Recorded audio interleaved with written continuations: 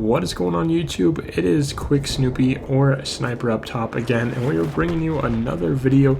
And on my previous video I did discuss why I didn't think Infinite Warfare would be a success, or why I personally do not like it.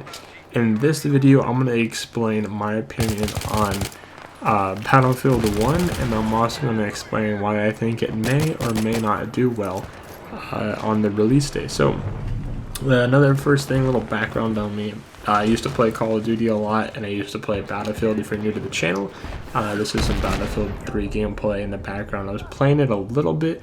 Again, I haven't played this game in months, so don't make fun of me too much. So the first thing I want to address as a former Battlefield 2, Battlefield 1942, Battlefield Bad Company 2, Battlefield 3, Battlefield 4, Battlefield Hardline. I've played all of these games here, and one thing I really like about Battlefield is the ability to like get in tanks, get in jeeps, and then when I play PC, we have dedicated servers, is what they called. And it's basically like some servers are only one map, some servers are, you know, only Rush, or they're only Conquest, and that's one of the things I like about the PC side of Battlefield. So Battlefield's really cool in the point where like the graphics are really nice, like they're eye-catching. As you can see in this gameplay, we have some 1080p 60 FPS gameplay, bringing you the best quality, and everything is on Ultra, and this is on PC, so it obviously looks better in person, but you guys can kind of understand Battlefield has a special place in my heart. So other than like good graphics and being able to get in tanks and stuff, another thing I really enjoy about Battlefield is the big maps. Because you have tanks and helicopters and stuff, you make a big map that is, you know, obviously proportionate to tanks and stuff. There's no way you can use a small map and have like helicopters and stuff. It's just crazy. Battlefield's already chaotic enough as it is, and then the maps are really well designed too. So like you'll see sometimes buildings will collapse, they'll fall down, and it's really cool, you know, a lot more teamwork. I feel like, you know, me and a group of my friends can get in a squad together, have somebody fly a helicopter, and the rest of us can really you know, kind of tag along for the ride and you know, parachute out and stuff. It's just really cool in my opinion. Not to say that Battlefield is better than Call of Duty, because I really enjoy both of them. As far as Battlefield 1, one of the reasons I do not plan on buying it is that on the computer version side of things, if you've ever played PC gaming, you know, especially with like, you know, Battlefield and stuff like EA. So let's use this as an example. Origin has, it's called this program called Origin. And in this program, you buy games like Battlefield. So I bought Battlefield 3, I bought the actual disc copy of the game.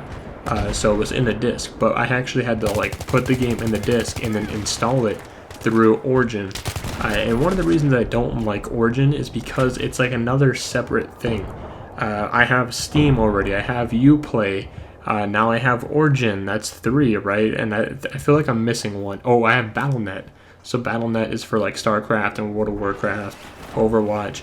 And then you have Origin, which is for like Battlefield 3, Battlefield 4, FIFA on my computer.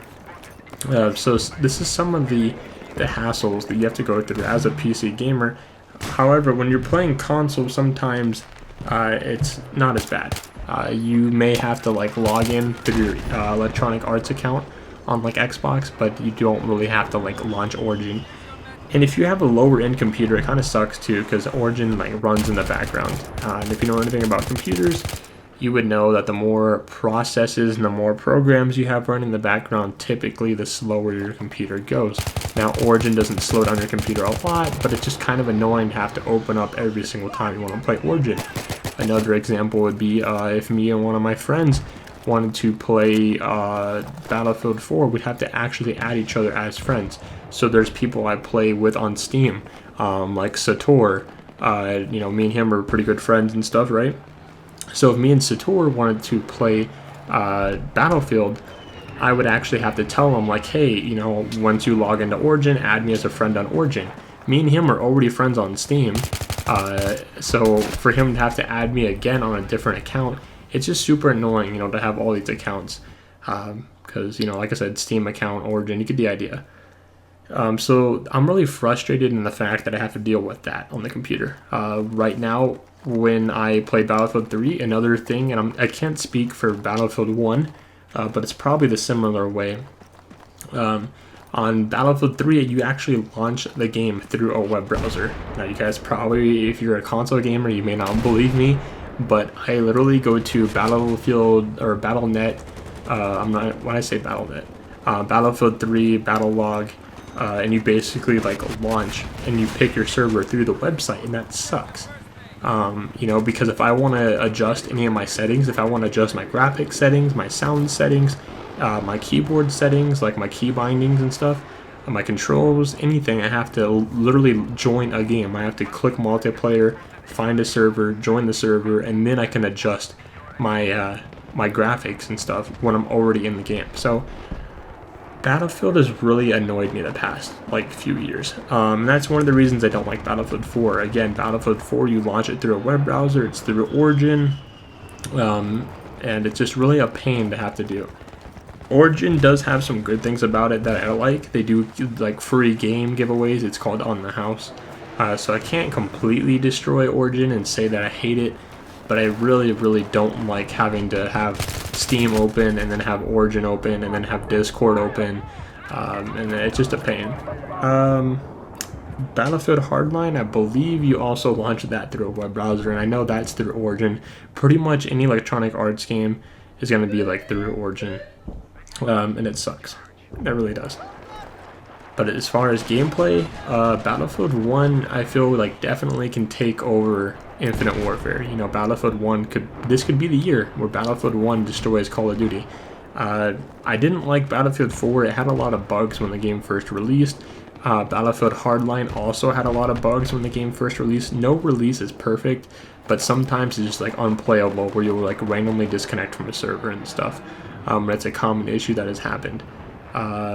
As well as sometimes the game won't load, you have to like restart Origin.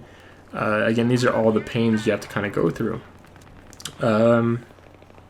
Battlefield Hardline felt like an expansion pack, a DLC to Battlefield 4. What I'm trying to get to is I'm slowly like losing my trust out of Electronic Arts. They've made some really, really good games, and they've also made some really, really bad games. And Battlefield 1 could be the year where they change it. Battlefield 1 looks good, but it's not my type of game. It's a World War I. From what I've seen, my friends play and stuff, you have like horses, and you can like ride around on the horse. It's not like, I'm making it sound like an RPG game when it's not, but it's just like the guns and stuff are a lot different than what we're used to. The maps are alright, the graphics, you know, they've known to have good graphics in Battlefield games. But I do feel like a lot of Call of Duty players are going to go over to Battlefield this year. But needless to say, if you are a console gamer, if you play on Xbox or PlayStation, you don't have to worry too much about like Origin or launching it through a web browser. So really, like what I said throughout this video regarding that will not apply to you. And that's kind of one of the reasons when I had my Xbox 360, I would play Battlefield 3 a lot on it. It was just really fun, and I'm a console player, but I'm also a PC player as well. So it's cool to see that happen in the sense that Battlefield is just, it's a new game, right? And it's different. Battlefield 3 felt exactly like Battlefield 4, and then Battlefield Hardline felt like Battlefield 4. They all kind of feel together, which is what Call of Duty is starting to feel like as well.